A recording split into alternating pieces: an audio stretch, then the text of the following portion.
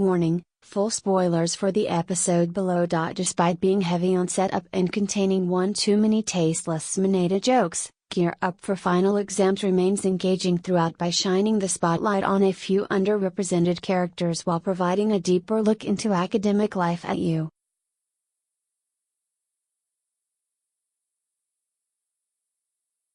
High.My Hero Academia often revolves around high-stakes action, so I appreciated the time spent in the classroom, reminding us that Deku and friends are students who have to hit the books every now and then.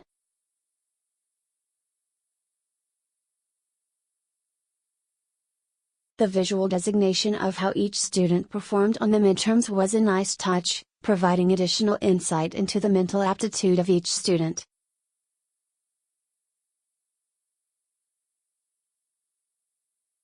With Yaoyorozu being at the top of the class, I was pleased to see Gear Up for Final Exams give her an opportunity to shine.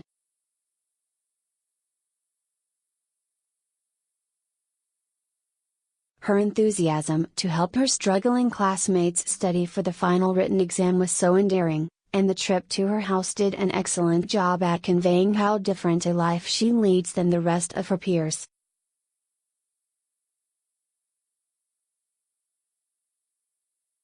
I was also pleased to see Monoma pop back up to heckle Deku and a few other members from Class 1A, only to be promptly reprimanded by Kendo with a swift smack.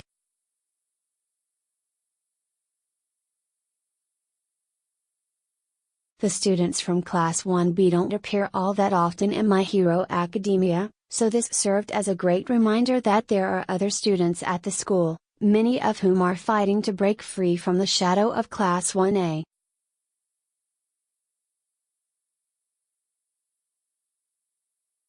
Likewise, I was pleased to see Hatsume get a brief mention, as the bubbly pink-haired support class student designed the compressed weights for the teachers to use during the practical exam.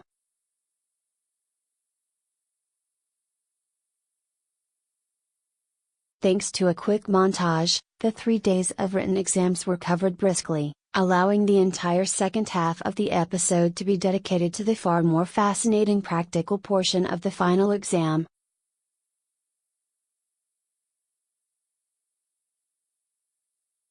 Pairing up the students to take on one of their teachers is a brilliant idea, as it not only puts the students in an incredibly challenging position, it gives the teachers an opportunity to showcase their skills, which My Hero Academia has done quite sparingly in the past.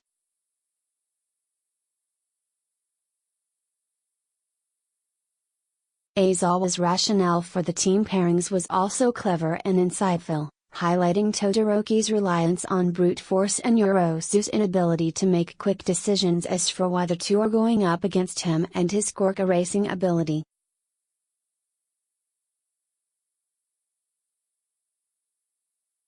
I'm also extremely excited to see how the Deku-Bakugo pairing turns out, as the two were matched together deliberately because they don't get along.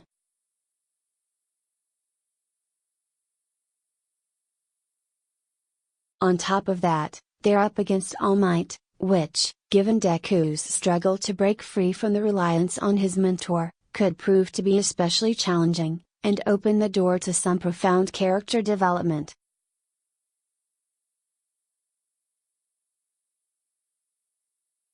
Perhaps this will end up being the push Deku needs to further establish his own identity apart from All Might.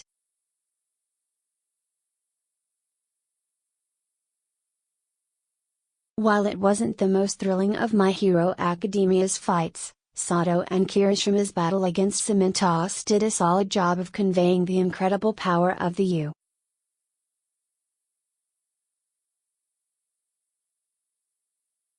High staff, as well as the wide disparity between the students' abilities and their own.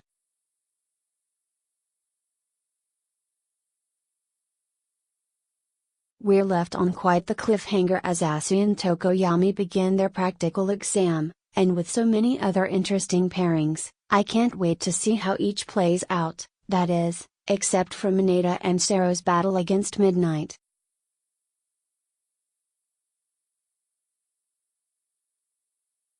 Mineta's perverted comments have grown more and more irritating, and, in such a heartfelt and well-written show, feel incredibly unnecessary and out of place.